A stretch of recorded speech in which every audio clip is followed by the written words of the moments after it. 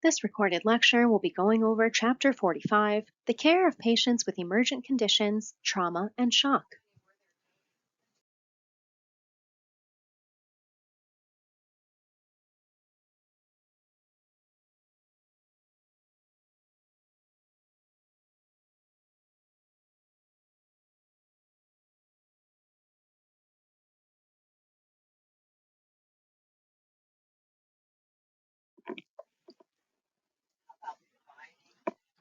Accidents in the home and community rank third as a leading cause of death for all age groups. People younger than 5 years and older than 65 years are the principal victims of fatal mishaps occurring in the home. Thousands of people in the U.S. are killed in motor vehicle accidents each year. Improper driving, which is responsible for almost 90% of all accidents, can be caused by the influence of alcohol and/or drugs, distractions, fatigue, excessive speed, or emotional instability. Motor vehicle crashes are a leading cause of death for Americans 1 to 54 years of age. On page 1052, on Inbox 45.1, you can read about some tips for home safety. Water safety rules include selecting safe swimming areas, ensuring supervision of children and adults who are not strong swimmers, diving where the water is sufficiently deep and is free of rocks or obstacles, never swimming alone, and never swimming distances beyond one's ability. The victim of a diving injury preferably should not be removed from the water until EMS arrives due to possible neck and spinal cord injury. Bystanders should immobilize the head and neck, keeping the victim's face out of the water. If the victim is not breathing and rescue breathing cannot be performed in the water, remove the individual from the water and start rescue breathing. If pulseless, start CPR. Bystander intervention makes a critical difference in the survival of drowning victims. First, the rescuer should call for help. If possible, try to reach the victim without going into the water. After the rescued person is brought out of the water, they must be given CPR and rescue breathing if they are not breathing and are pulseless. If they are breathing, they should be placed on their side, and the head should be turned to one side to prevent aspiration. Bacterial or fungal pneumonia may follow aspiration of fresh water. All states in the District of Columbia have adopted some form of Good Samaritan laws that protect medical personnel and non-medical civilians from liability when rendering emergency medical care for victims of accidental injury. These laws will guard against liability for care as long as medically trained individuals are acting in good faith and to the best of their ability. Individuals who offer help are held to the standard of care consistent with their level of training. A bad outcome is not proof of improper care. Malpractice suits of this kind very rarely occur. The Cardiac Arrest Survival Act is a Good Samaritan law covering the use of automated external defibrillators in the event of a cardiac arrest. Each state has specific guidelines for implementation. Patient factors associated with an increased incidence of attacks on healthcare personnel include paranoid schizophrenia, personality disorders, dementia, substance abuse, and a history of abuse or violence. Pain, cognitive impairment, and being under the influence of mind-altering substances can contribute to a patient lashing out. Signs and symptoms that usually precede an attack include increasing agitation or resistance, aggressive behavior, pacing, frowning, hyperalertness, increasing demands, and glaring. Families may also become verbally or physically aggressive. Healthcare workers should approach such patients and their families in a non-threatening manner, using a calm tone of voice and remain calm. Physical force should be used only when there is a threat of physical danger and verbal intervention is ineffective. If physical restraint becomes necessary, enough people must be available to control the patient. If the hospital does not maintain on-site security staff, local police should be notified. On page 1053 within box 45.2, you can read about some strategies for approaching the combative patient. In the 18 years and older population, 1 in 10 men experience domestic violence, and 1 in 3 women do. The incidence is thought to be much higher, but is difficult to quantify due to the lack of reporting on the part of the victim. Nurses are mandated reporters in most states and need to recognize signs of physical and psychological abuse. Physical signs include bruises, swellings, lacerations, fractures, hematomas, blackened eyes, abdominal injuries, burns, and open wounds that do not match the description of how they occurred. Bruises or fractures in various stages of healing, and signs of old lacerations and wounds in the presence of new ones indicate a need for a thorough assessment for abuse. Psychologically, the person may display signs of depression, low self-esteem, anxiety, and stress. On page 1055, within box 45.3, you can see some questions to detect abuse. Asking these questions after establishing rapport with the patient can encourage honest sharing of thoughts and feelings. If battering is revealed, the person is referred to an appropriate shelter and community resources, and the incident is reported to the appropriate agency. Most states have laws requiring healthcare providers to report domestic violence. If a child and caregiver make frequent trips to a clinic or ED for unexplained or questionable injuries, abuse could be occurring. Suspicion increases when the mechanism of injury reported by the caregiver or child does not match the injury pattern. The law requires that child abuse or suspicion of child abuse must be reported. The population of people older than 65 years is the fastest growing demographic. It is estimated that 7 to 10% of older adults are affected. Neglect is the most common form of elder abuse, but also assesses for physical, emotional, sexual, psychological, or financial abuse. Older adults should be assessed for signs of fear,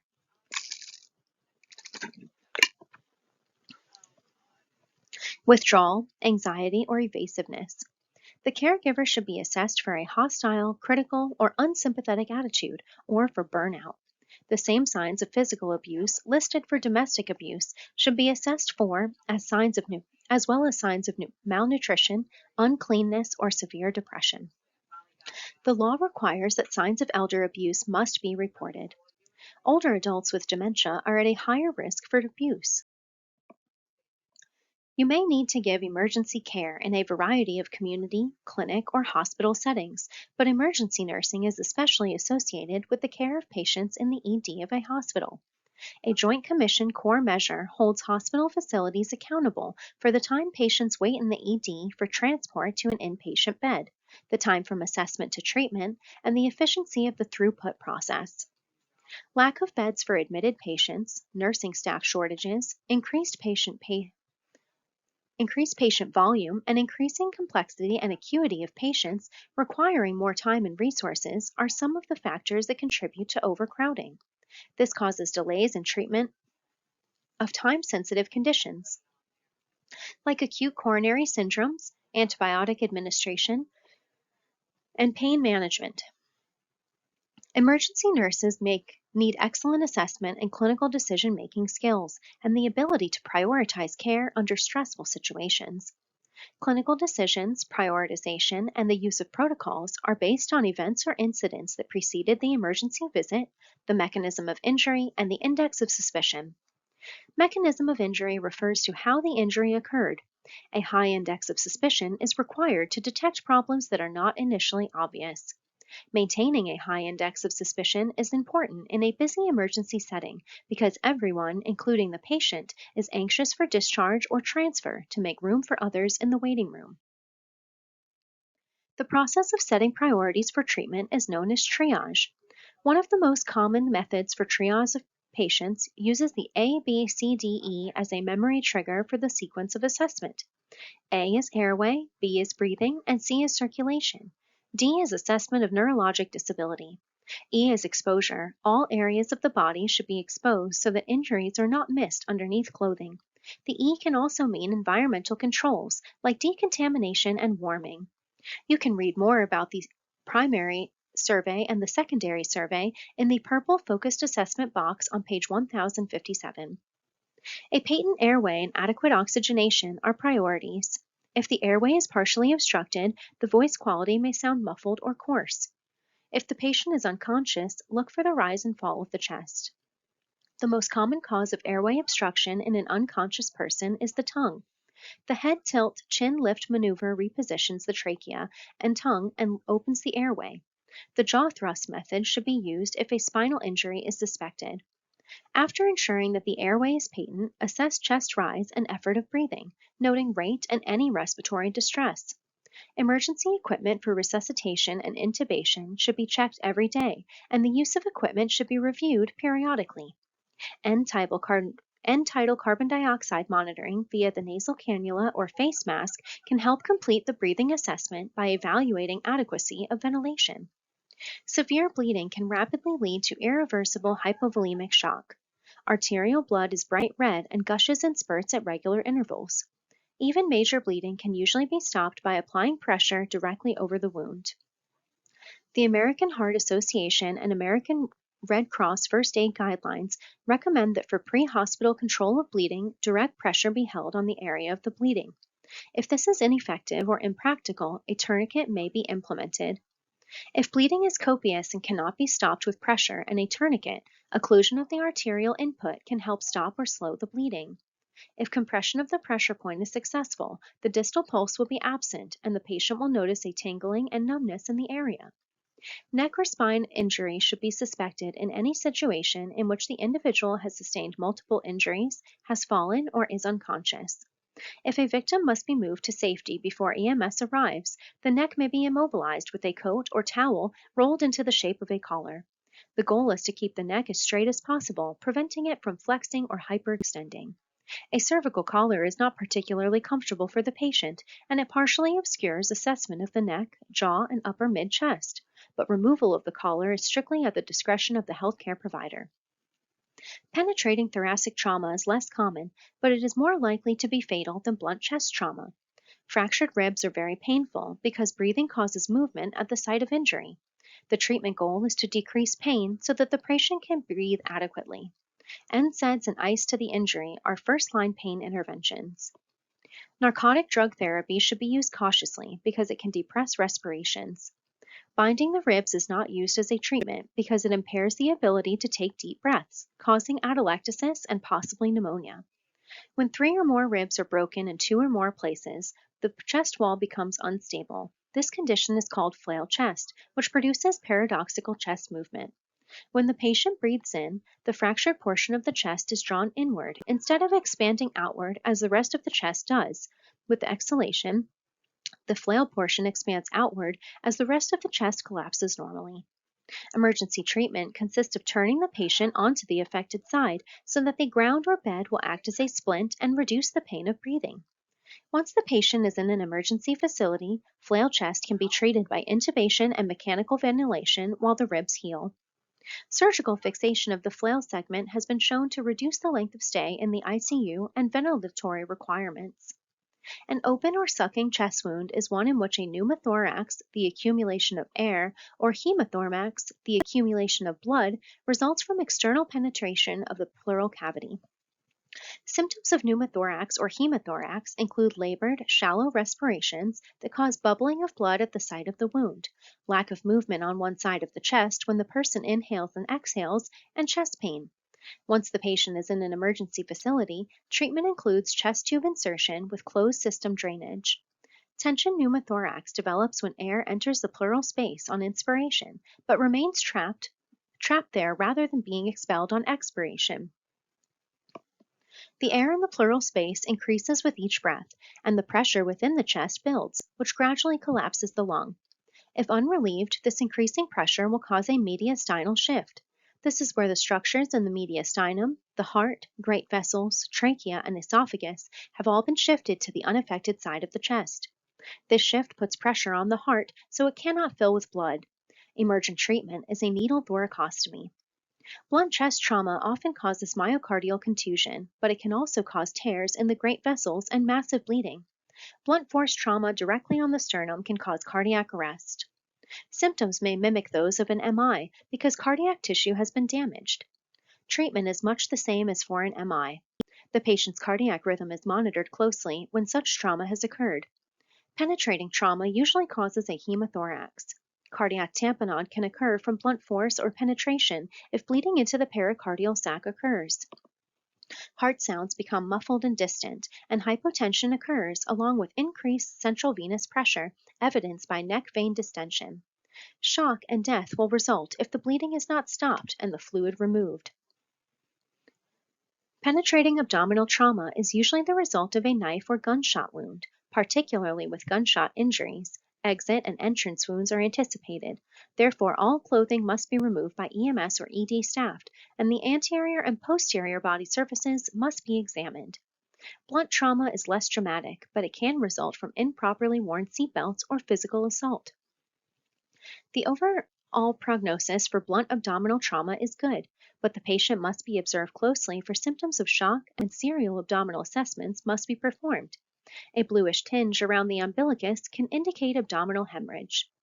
Focused assessment with sonography for trauma, or FAST, peritoneal lavage, or CT could be performed to diagnose intra-abdominal bleeding. Treatment includes 2 large bore IV lines, NG tube, Foley catheter, and type and crossmatch for blood. The most common cause of multiple trauma is motor vehicle accidents. Head injury, fractures, and chest and abdominal injuries are anticipated. In head trauma, ventilation and oxygenation can be compromised due to a decreased level of consciousness, and cervical spine precautions must be observed when performing any airway interventions. Threats to breathing can include injuries like a pneumothorax, rib fractures, or open chest wounds. Tension pneumothorax and cardiac tamponade can also compromise circulation and lead to shock. Brain cells need a constant supply of glucose. If glucose levels drop, level of consciousness is altered, and blood vessels dilate from a lack of function in the vasomotor center of the brain.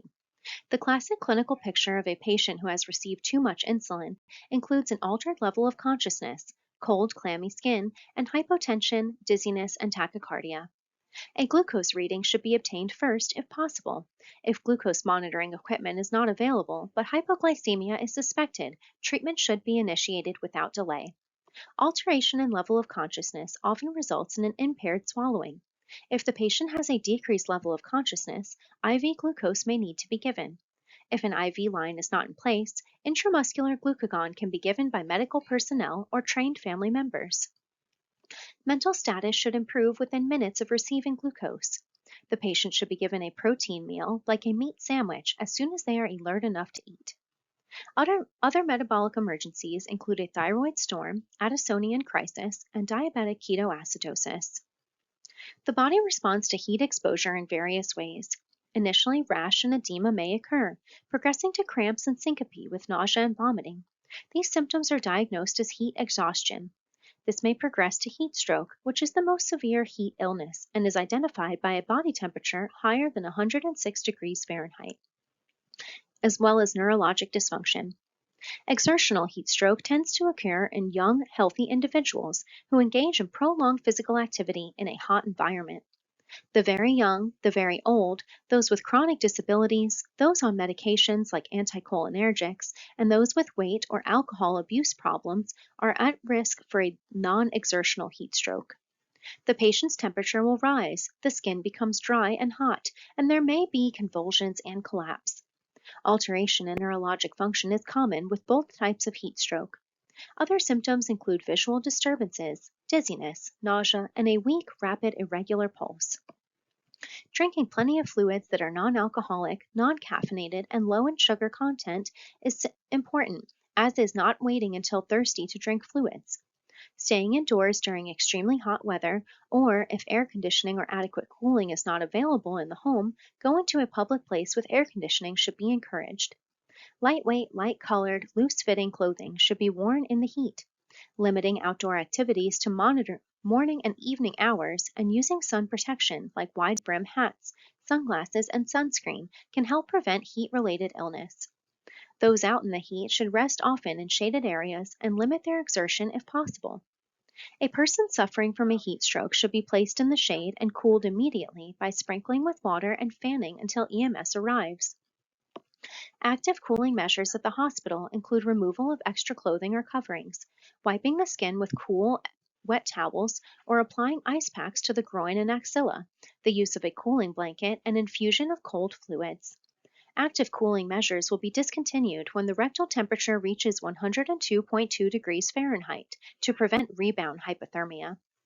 People most at risk for hypothermia are older adults, very young and thin children, the mentally ill, the homeless, and others unable to hear. unable to alter their ambient environment. When the core temperature drops even 2 to 3 degrees in Fahrenheit, fatal cardiac dysrhythmias or respiratory failure can occur. Symptoms of hypothermia range from a mild shivering, complaints of feeling cold, and a loss of coordination to eventual loss of consciousness and a death-like appearance. In severe hypothermia, the body's protective mechanisms will drastically slow the metabolic processes and require less than half of normal oxygen. Pulse and respiration are barely detected, reflexes are absent, and the person is unconscious. Prevention of hypothermia includes eating high-energy foods, exercising, wearing layers of clothing, and covering the head. Hypothermia in older adults can easily be misdiagnosed because the symptoms resemble those to many diseases which older adults are very susceptible. Moderate hypothermia occurs at 84 to 90 degrees Fahrenheit and results in a mortality rate of about 21%. Most oral clinical thermometers used in hospitals and clinics will not register temperatures below 94 degrees Fahrenheit. In the ED, rectal, bladder, or esophageal probes are used to monitor true core temperature throughout the warming process. Once hypothermia is diagnosed, the core must be rewarmed first and continuous monitoring implemented. The heart is extremely sensitive when cold, and the patient must be handled carefully to prevent dysrhythmias. Frostbite is a localized injury to tissue caused by freezing. Frostbite is most common in the fingers, toes, cheeks, and nose, where exposure usually is the greatest and blood supply is most easily hampered. Frostbite can be categorized by 4 degrees of severity, much like burns. The appearance of a first-degree injury, known as superficial, includes reddened skin, swelling, waxy appearance, hard white plaques, and sensory deficit. Second-degree injury, also superficial, also has redness and swelling with blisters filled with clear or milky fluid that form within 24 hours of injury. In third-degree injury, or deep, the blisters are blood-filled and black eschar forms over several weeks. Fourth-degree injury, also deep, involves full-thickness damage affecting the muscles, tendons, and bone, resulting in tissue loss. Like hypothermia, frostbite can be prevented by wearing protective clothing and avoiding exposure to extreme cold. Those who are intoxicated or under the influence of drugs may not realize that they are suffering from frostbite. Likewise, when a person is significantly hypothermic, cognition and judgment will be impaired. Once the patient is removed from the cold, the affected area should be warmed in the field by forced warming air. However, the rewarming process should not be started if there is a chance of refreezing. Refreezing of thawed tissue is more damaging than prolonged freezing. After the patient arrives at the healthcare facility, rewarming will be accomplished in a whirlpool bath with water that is 40 to 42 degrees Celsius for 15 to 30 minutes for superficial injuries and up to 1 hour for deep injuries. Skin that has been frozen should never be rubbed or massaged. The affected area should be wrapped in bulky, clean, or sterile bandages, separating skin areas such as between the fingers, and elevated. The patient should not be given alcohol or sedatives, which tend to further depress function. Extent of tissue injury may be unknown for several months.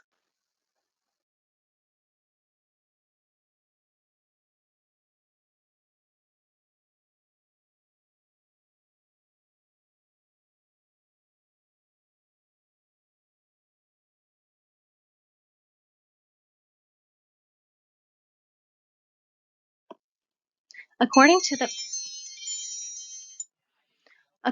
CDC, the incidence of opioid drug overdose has steadily increased and has now become the leading cause of injury and death in the United States, with the rate exceeding that of motor vehicle-related accidental injury and death. With the regulation of prescription opioids, other medications have shown an increase in use and overdosage. Gabapentin and loperamide can be combined with opioids to potentiate opioid effects. Naloxone is an opioid reversal agent and is carried by many first responders for immediate injection if an opioid overdose is suspected. Children younger than 5 years old are at risk of accidental poisoning. Prescription medications of family members are the most common poisoning emergency in 5 years and younger age group. Children will explore their environment by sight, touch, smell, and taste. Thus, children are at risk for ingestion for a variety of substances, including poisonous mushrooms, plants, or toxic berries. Every home has a variety of poisons in the medicine cabinet, under the kitchen sink, or in the laundry room, utility room, and garage. Encourage families to look at their environment through the eyes of their children and older adults to discover potential poison sources. Make sure that adequate teaching has been done for the use of prescription medications and their potential complications, including the proper disposal of transcutaneous drug patches. Teachable moments should be used to full advantage and could possibly save a life. The symptoms of poisoning will vary according to the substance ingested and the time that has elapsed since it first entered the body. A peculiar odor to the breath may be present. Other symptoms of poisoning include pain or burning sensation in the mouth and throat, an increase or decrease in the pulse or respiratory rate, nausea, vomiting, disorientation, visual disturbances, loss of consciousness, or a deep unnatural sleep. Opioid overdose produces pinpoint pupils, unconsciousness, and respiratory depression. You should listen carefully to the patient, family, or EMS personnel because they will provide invaluable information as to what was taken or when the event occurred. Availability of the container and any other contents can help in identifying the poison.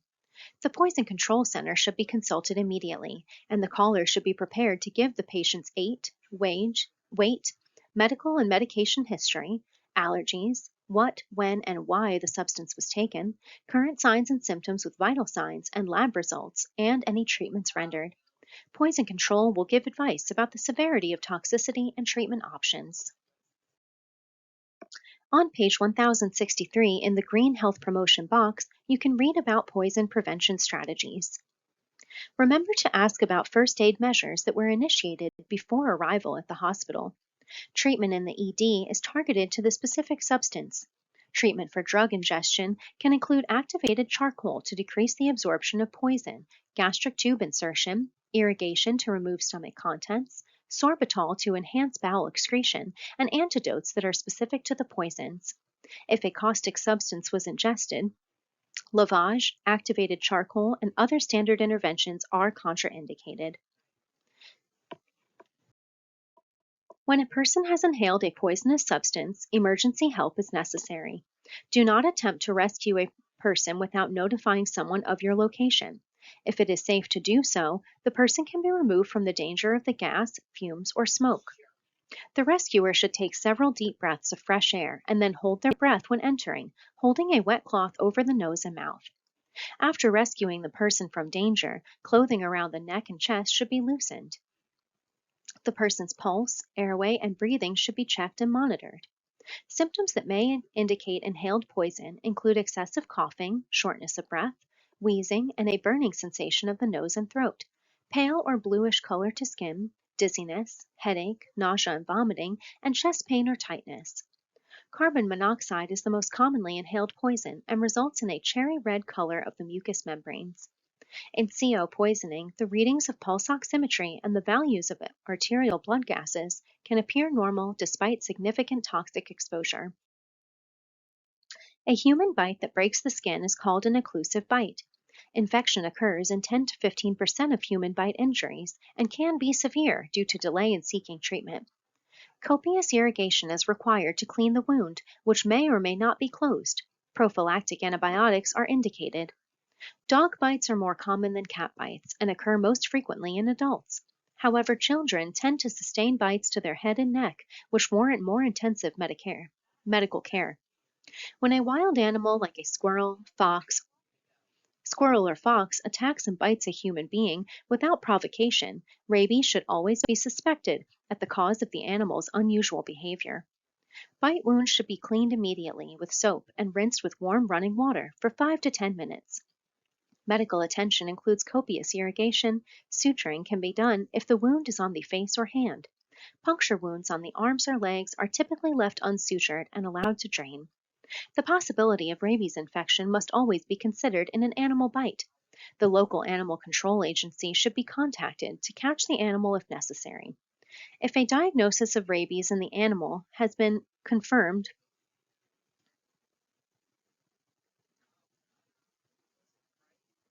or if there is no proof that the animal has been immunized against rabies, the victim is given rabies immune globulin.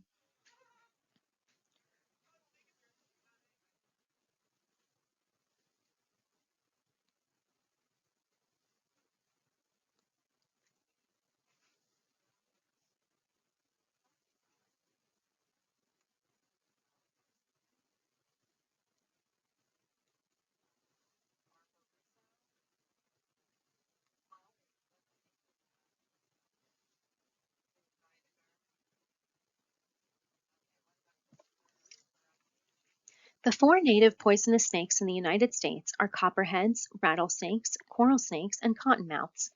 A venomous snake bite usually can be distinguished by two fang marks, severe pain and swelling in the area, discoloration at the site of injection of venom, nausea and vomiting, respiratory distress, changes in vision, and increased sweating and saliva production. Non-poisonous snake bites can usually appear as small scratches or lacerations. Non-poisonous snake bites are treated as simple wounds and require only a cleansing of the wound with soap and water and the application of a mild antiseptic. First aid for a poisonous snake bite includes washing the wound, lowering the extremity or area, and immobilizing it, keeping the victim calm so that the venom does not circulate as quickly, and seeking medical attention as soon as possible.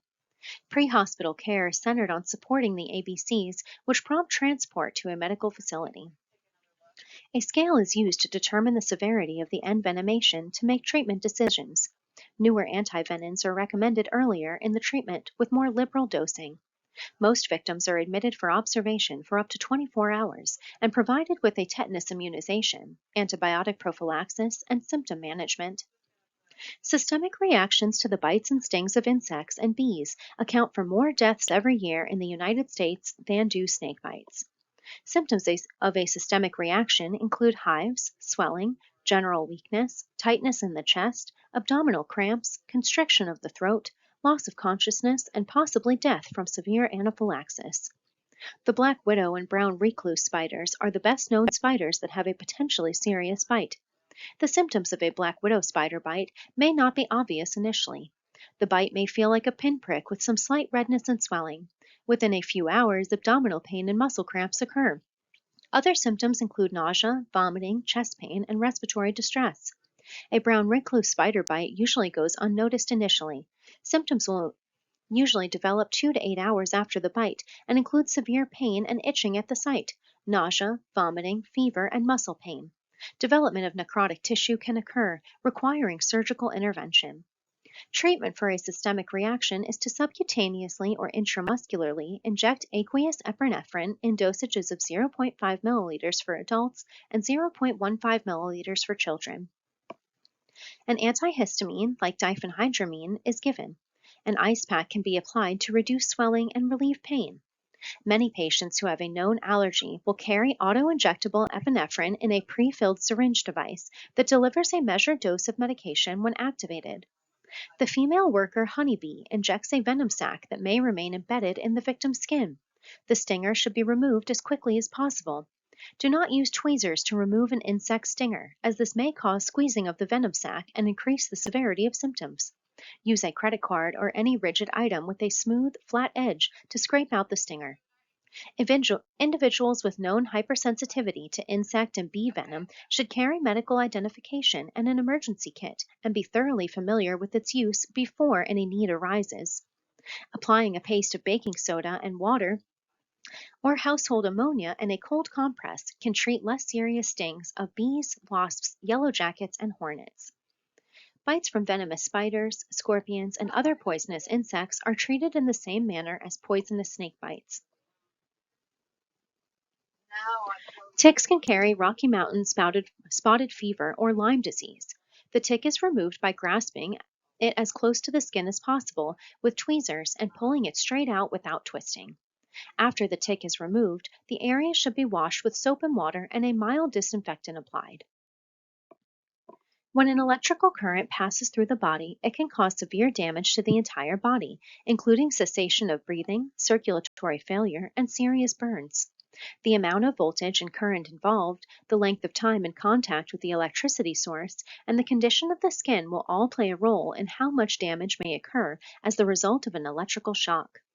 Emergency treatment of electrical shock involves CPR if breathing has ceased or the heart has stopped, and the treatment of burns or other concurrent injuries.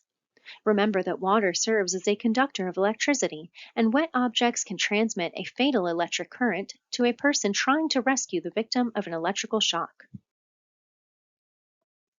Strong chemicals capable of burning the skin and mucous membranes will continue to destroy tissue unless they are diluted and removed immediately. Dry lime should be brushed from the skin and clothing unless there is enough water to remove all traces of powder. Small amounts of water can react chemically with the lime to produce a highly corrosive substance. Phenol is not water soluble. If a corrosive chemical has been ingested, the Poison Control Center should be contacted for instructions and proper dosage of an antidote. Vomiting should not be induced or encouraged. Patients with chemical burns should be transported to a hospital as soon as possible.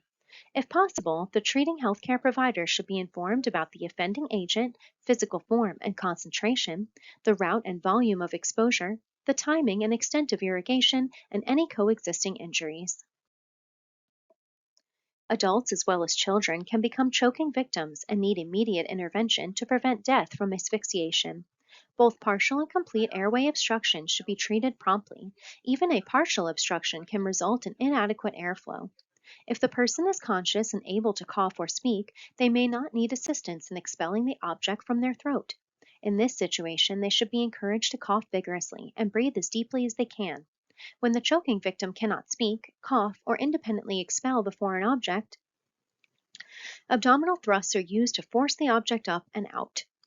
CPR is indicated when a person shows the absence of response to stimuli, absence of respirations, and the absence of a carotid pulse. Within 4 to 6 minutes, the cells of the brain, which are most sensitive to the lack of oxygen, will begin to deteriorate. If the oxygen supply is not restored immediately, the patient suffers irreversible brain damage and biological death occurs. The CAB, chest airway breathing compression sequence, is still the sequence in current protocol. The guidelines emphasize the importance of high-quality CPR. There should be minimal delay or interruption to chest compressions for pulse checks or any other option. Beyond the fear of contagion, it was determined that positioning the head and delivering initial breaths was delaying the delivery of chest compressions. In the healthcare setting, high-quality CPR means that the chest compressions must be delivered with the correct depth and rate, with adequate recoil, and that any pauses for ventilation, pulse checks, or switching, rescuer positions, or procedures, like the application of equipment or defibrillation, must be kept to the absolute minimum. The sequence would be to establish unresponsiveness and breathlessness, activate the response team, check the pulse in 10 seconds or less, start compressions, defibrillate with the AED as soon as it's available, and ventilate with an ambu bag. Adapt and delegate as personnel and equipment arrive at the scene. In the community, the use of an AED combined with activation of the EMS response system and CPR will give a victim of ventricular fibrillation the best chance of survival. As soon as the AED is brought to the scene, the device must be turned on. It will audibly give step-by-step directions. When the AED indicates that it is analyzing the rhythm, all CPR and any direct contact with the victim must stop. If the AED identifies a shockable rhythm, it will either automatically charge or give instructions to charge the device. To prevent being shocked, everyone must avoid touching the victim when the charge is delivered. Shock is a condition that starts at the cellular level and gradually spreads to produce clinical signs and symptoms. The hallmark of shock is a lack of adequate perfusion to tissues, which results in a lack of oxygen and nutrients. This deficit causes anaerobic metabolism and the production of lactic acid and organ dysfunction. Conditions of low circulating volume, decreased cardiac output, impairment of circulation, or maldistribution of volume can all cause decreased perfusion. Early recognition and treatment of impending shock results in better outcomes. Compensated shock occurs when the body is able to maintain blood pressure and perfusion by increasing the heart rate and vasoconstriction of peripheral vessels. The clinical symptoms associated with the second stage of shock reflect lack of oxygen to essential organs. This is decompensated shock. Signs and symptoms reflect decreased cardiac output, such as confusion, restlessness, diaphoresis, rapid thready pulse, increased respiratory rate, cold clammy skin, decreased blood pressure, and diminishing urinary output to less than 20 milliliters per hour. Decompensated shock can quickly move to the third stage, which is irreversible shock from which recovery is impossible. Hypovolemic shock is the most common form of shock. A blood loss of even 500 milliliters in a fragile adult can cause hypovolemic shock. Any significant loss of fluid volume can result in hypovolemic shock. The primary interventions for hypovolemia are to stop the fluid loss if possible and replace fluids. In all situations of hypovolemic shock, the volume replacement is essential. To infuse large volumes of fluid and/or blood products, adequate IV access is extremely important. If large volumes of fluid are required for fluid resuscitation, warming of the fluids can help prevent hypothermia. Units of PAC cells contain citrate as an anticoagulant. If multiple units of blood are rapidly infused, the citrate can bind with ionized calcium, decreasing the amount of circulating calcium. This can depress cardiac function and alter coagulation. Therefore, in massive transfusions, IV calcium is also given. Fresh frozen plasma is given for replacement of clotting factors. Platelets may also be given. Crystalloids containing salt and colloids, like albumin, can be administered to rehydrate burn victims. Cardiogenic shock occurs when the heart is incapable of pumping enough blood to meet the needs of the body due to primary cardiac injury or dysfunction. MI is the primary cause of coronary cardiogenic shock due to the direct damage of the heart muscle from a heart attack. In cardiogenic shock, the first-line treatment is to restore myocardial function if possible. Myocardial ischemia resulting from acute coronary syndromes is the primary cause of cardiogenic shock. Chemical and mechanical treatments are used with the goal of supporting the impaired heart muscle without increasing the workload of the heart. However, as the heart works harder, it requires more oxygen. If the heart is already damaged, pushing it to do more will only worsen the inadequate circulation. In conjunction with the positive inotropes, vasodilators are judiciously used to decrease cardiac workload by decreasing afterload. Diminished workload lessens the oxygen demand of the cardiac muscle. Vasodilators must be used cautiously to enhance cardiac performance without compromising blood pressure. Tissue perfusion can be impaired when there is a mechanical obstruction to blood flow. In conditions such as a pericardial tamponade, tension pneumothorax, or constrictive pericarditis, there is a physical obstruction that prevents the adequate filling or emptying of the heart. Pericardial tamponade is treated by inserting a needle into the pericardial sac and removing the fluid that is compressing the heart. Tension pneumothorax is also treated by needle decompression. Aortic dissection is one of the many causes of chest pain, and diagnosis can be difficult, but the patient may be taken immediately to the operating room for repair of the vessel. Massive pulmonary embolus is usually fatal. Distributive shock usually involves a maldistribution of fluid within the vascular system. If the vessels dilate and the volume of fluid stays the same, the pressure decreases. All forms of distributive shock involve vasodilation of the blood vessels, resulting in relative hypovolemia. There is no actual volume loss, but physiologically the patient appears to be hypovolemic. Acute allergic reactions can result in life-threatening anaphylactic shock. In anaphylactic shock, the antigen-antibody reaction that occurs releases vasoactive substances that cause massive vasodilation as well as increased capillary permeability. This combination of factors results in hypotension. These mediators can also cause bronchoconstriction and angioedema of the laryngeal tissue, causing an acute airway emergency. Other signs and symptoms may include a skin rash and generalized flushing, headache, or lightheadedness. If possible, the antigen should be removed immediately. Treatment of anaphylactic shock includes airway management, including intubation when necessary, and administration of epinephrine intramuscularly into the vastus lateralis. Bronchodilators can be administered. Administration of fluids is also needed.